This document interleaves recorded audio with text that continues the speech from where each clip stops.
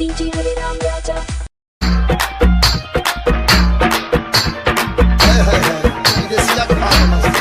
नाम तो सुनाए होगा डीजे हरे राम राजा।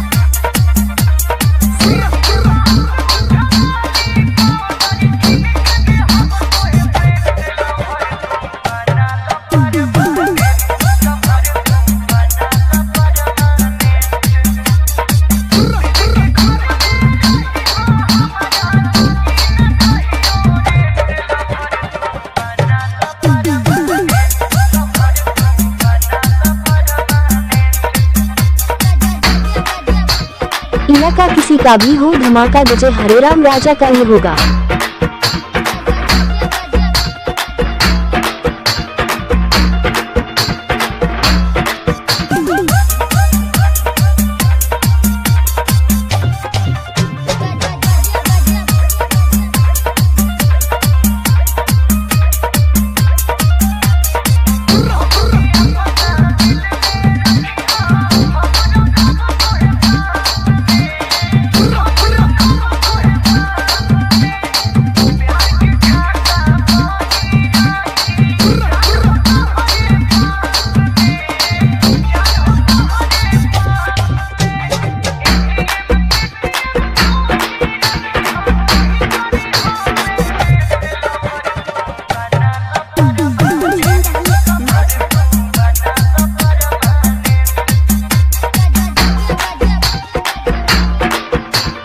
डीजे हरे राम राजा, डीजे हरे राम राजा, डीजे हरे राम राजा।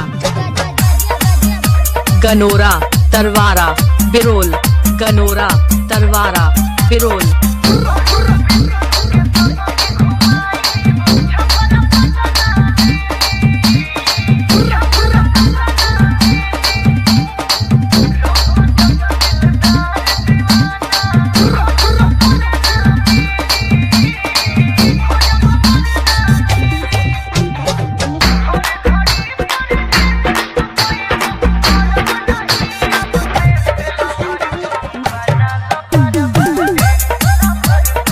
डीजे सॉन्ग बनाने के लिए संपर्क करें। मेरा मोबाइल नंबर है 85 21 74 16 48।